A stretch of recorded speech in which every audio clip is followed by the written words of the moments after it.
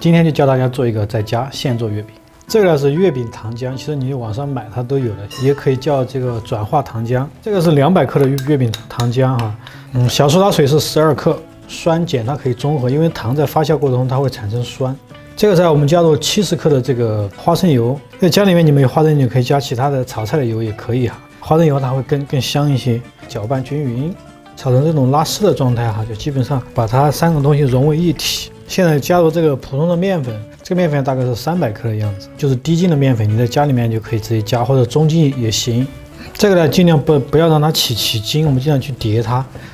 因为小时候还非常向往吃这种月饼，大了呢，其实，吃月饼反而会没有小时候那么的迫切了。好，这个面和好之后呢，我们给它封上保鲜膜，稍微醒个2个小时，我们再来包它，就是常温下直接去醒它就好了。第二步呢，我们称一下这个月饼的馅儿，就是它的馅儿是固定好了，包括皮也是一样的。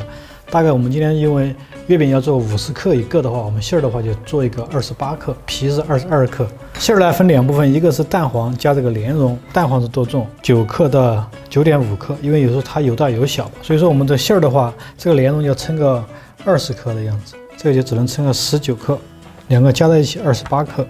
这个莲蓉我们在手掌心里面搓，把它搓圆，搓成圆形，接着用这个手指给它凹成一个像一个碗一样的东西哈，就直接把这个蛋黄熟的甜蛋黄填进去，用这个虎口去慢慢去收它，用你的这个虎口去收它，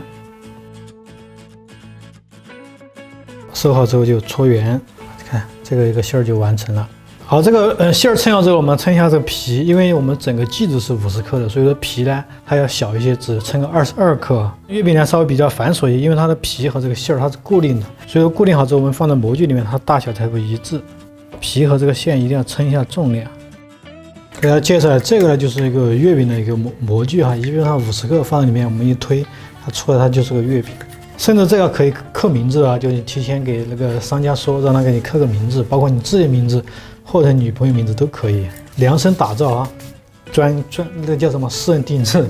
相同的方式，我们先把这个皮要给它搓成个圆形，像一个碗一样的窝起来。这个碗呢稍微要大一些，因为这个馅儿呢比较的大，我们给它包起来，还是用那个虎口的方式去慢慢去收它。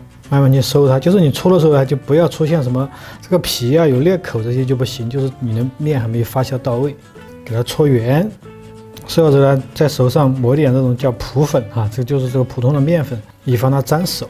直接给它放到这个模具里面啊，轻轻的给它按一下之后，我们放到这个托盘里面，轻轻的给它按一下，看它出来就是个月饼。做了12个就包完了，非常简单。只要你把它放在模具里面一按，它里面有各种花纹，根据你的需要，根据你选择，你在网上都可以买的。因为我们月饼呢比较小，所以温度你要调低一点。我现在调的是170度，我们先烤个5分钟。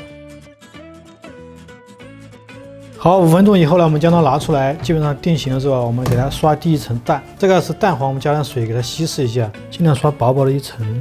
好，我们刷上蛋之后呢，放进烤箱里面，我们再烤个15分钟就好了。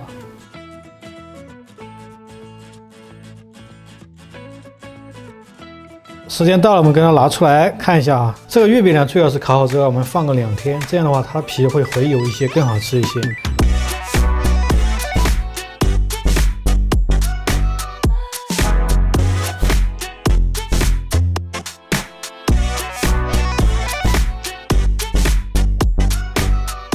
好了，兄弟们姐妹们，这个月饼也做完了。照理来给大家尝一下味道。就像这种传统的月饼的话，正常这个皮啊要放2天，这样它会吐油，会回软，会更好吃。但是刚烤出来不要伤味道，也必须得给大家吃一下啊。